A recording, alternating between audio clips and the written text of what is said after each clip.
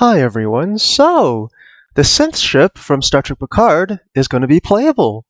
On December 8th, it's going to be coming from the Infinity Lockbox.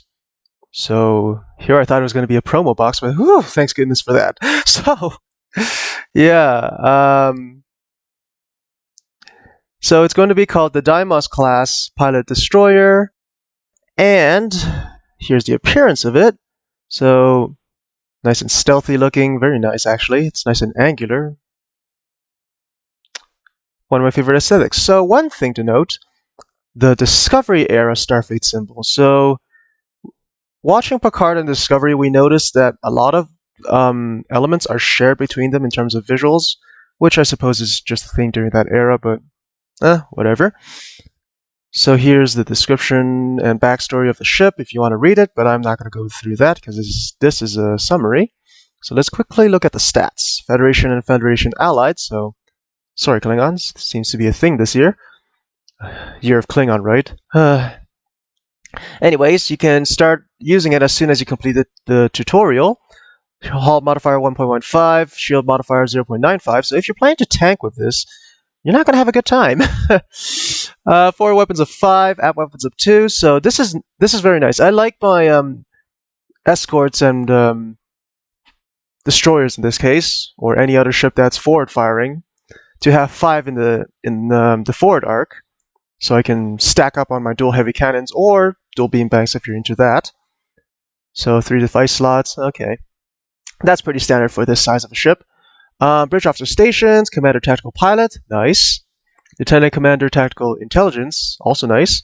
Lieutenant commander engineering, you can put emergency power to weapons 3 on that.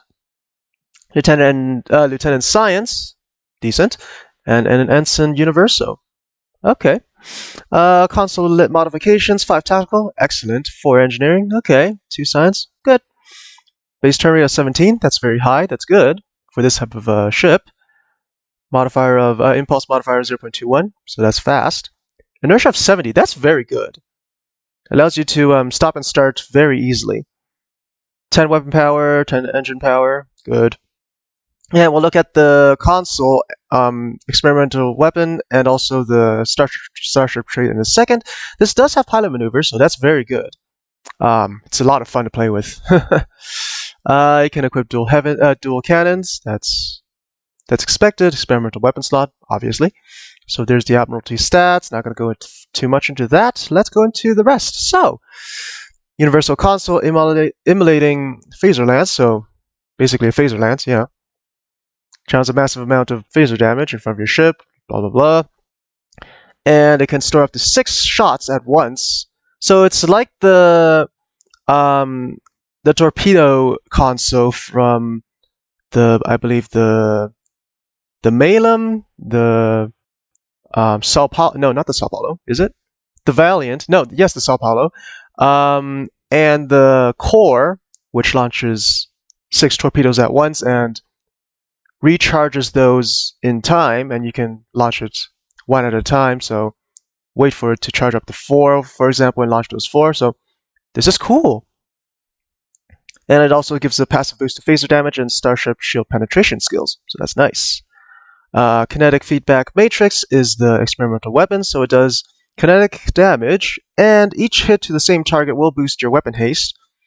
But it has a firing arc of 180 degrees, whereas every other experimental weapon so far has a 360 targeting arc, so that might put it at a slight disadvantage. But I'm sure people who will have the ship will test it out. I'm probably not going to be getting it.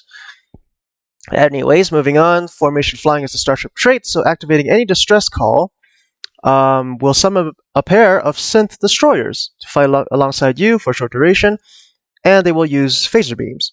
They are also equipped with the immolating phaser lance, so that's fantastic, and it synchronizes with your firing control, so if you activate the console, they do as well. So you can really pack the punch on your opponent with this. So yeah, that's basically it for this summary. I hope you enjoyed it, and please subscribe and ring the notification bell to be notified of future videos. Helps out the channel quite a lot, and it's free, so why not? Also, you can support me through Patreon, link in the description if you want to, where you will also find the link to my Discord server, where you can speak to fans and myself directly. Alright, see you guys next time. Bye!